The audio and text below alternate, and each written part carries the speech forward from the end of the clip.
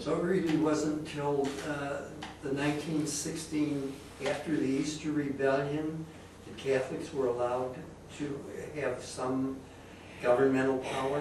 Is that right? Well, you could say that from the Asquith government in 1906, I think. 1906. Yeah, the first Liberal government, because the franchise had been enlarged, that was a pretty representative English delegation from Ireland to England. And there was 106 of them. Because the landlord system self-destructed at the famine. The famine was the watershed, and it destroyed itself. And it never recovered. So that even during the latter 1800s, when the land war was taking place, and even though the landlords were still very powerful, they were less and less powerful each election. And with the coming of Gladstone, lowering the amount of land that you had to hold to get to vote, it became more and more difficult for the landlord to herd his people. So it was becoming more and more where only liberal landlords, they tended to be landlords. Parnell was a landlord, relatively small landlord, but the Irish still weren't quite ready for electing one of their own guys. They didn't think they were worthy of it. It was just part of it's like any abuse, spousal abuse, child abuse, whatever. It takes a long time to recover. So that the Irish parliamentary delegation in the latter half of the 19th century would have consisted almost entirely of landlords. The only others would have been lawyers, barristers. When were the Irish finally admitted to the universities? Remember when you had Christine here? Yeah. She said that one of the things that kept the Irish themselves back from becoming the Catholic writers or the Catholic Irish from becoming good writers was the fact that they were denied university training. Very good point. Absolutely true. Not really until the very late 1800s. Late 1800s? At the very earliest, and even then, most of the ones who did emerge and write, they were almost all Protestants. So there was not an educated Catholic class in Ireland until well into the 20th century. It's a dreadful thing to say, but it's true. The only ones who had an education were the priests. Yeah. The first real university in Ireland was Maynooth. Was what? The third level education that was for Catholics was the Maynooth Seminary. But it was financed by the English, and it was very much under their control. So therefore the cardinals or the bishops were very, very pro-English, because they knew which side their bread was buttered. So in that sense, the clergy tended to be very conservative and actually pro-British. If you read the history of all of the revolutionaries were always at odds with the church at that period. Now, there were individual priests who were nationalists, but they were the exception. You'd have to go all the way back to the 1600s when before the foundation. That's, by the way, why the English founded Maynooth, was to stop them going to Europe and infiltrating back in, and they were bringing back in revolutionary ideas with them. They thought, this is not a good idea. We can't stop them.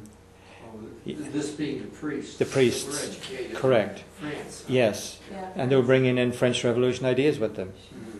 So the British authorities said, well, we better educate at least the priests. But there was no Irish National University until the early 1900s. And, again, the church has a rather strange, ambiguous history in this. They put a ban on the only university that there was, which was Trinity. It was a mortal sin to go to go to Trinity when I was a kid. What? Huh? Why is that? Because it was what was considered a garrison university. It was an old English. They only taught Protestant religion there. So I see. So therefore, if you went to a Trinity, you could kiss your religion goodbye. You were gone, you know. You were going to be. So, yeah. This is the one in Dublin? Yeah. Trinity Yeah. University? It's now almost 100% Catholic. Well, now, that's where James Joyce went, isn't it? Yeah, but he was a Protestant. Oh, he was raised a Catholic.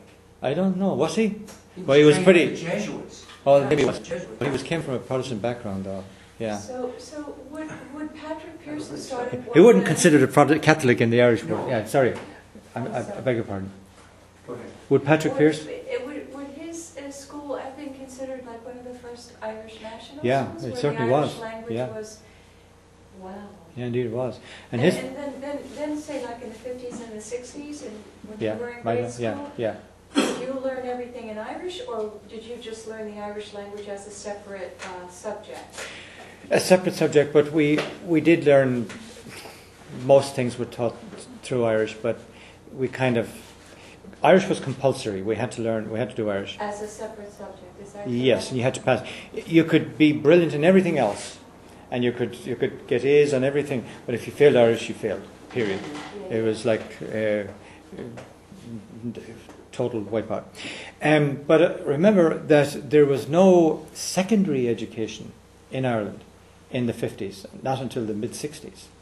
By the only schools that there were was the diocesan Catholic schools, which is what I attended. Mhm. And you paid. It was like a private school. Yeah. There was no public secondary education until the 60s in Ireland today. Yeah. Hard to believe. And so now in Ireland today, in the elementary schools, they still learn Irish as a subject, is that correct? They do, but it's optional now. Oh, Yes. that's You can terrible. pass. Well, it is, but unfortunately, though, it is a good.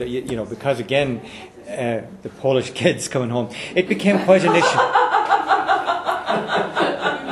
Pretty soon there'll be the McClowskis and the Yeah. police Polish. Well, as the economy picked up, a lot of Irish Yes. came back from England and from America, and they had kids 11 or 12, 13 years old, and you couldn't tell them they had to start off. No, when they're that age. So the political pressure built up. Yes, they did. Yeah, there's a lot of skis in Ireland, actually. Yeah. That's right. So politically, it was you couldn't retain it any longer. But it hasn't really suffered, I don't think, as a result. I really don't. I think it still thrives very well as a language. Because I was there in the late 60s, early 70s, and of course there was this huge Celtic revival of the Irish language, Yeah. etc. Yeah.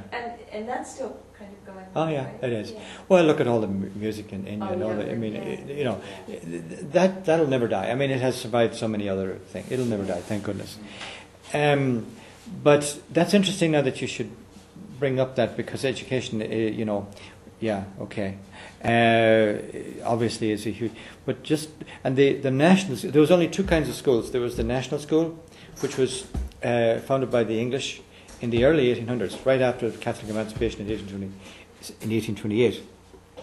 They started building national schools to educate the Irish, and actually they were extremely successful. They were very, very successful indeed. But the Catholic Church became the ex officio managers of them, which is to this day. Yes. To this day, the local parish priest is the chairman of the educational committee. Yeah. Now he doesn't have as much power as he used to have, but nevertheless, though he still. So it's an amazing system. But that's it. You had no other education. There was no secondary level education, let alone third level education. So how in the heck could you ever get to college if you couldn't get to high school?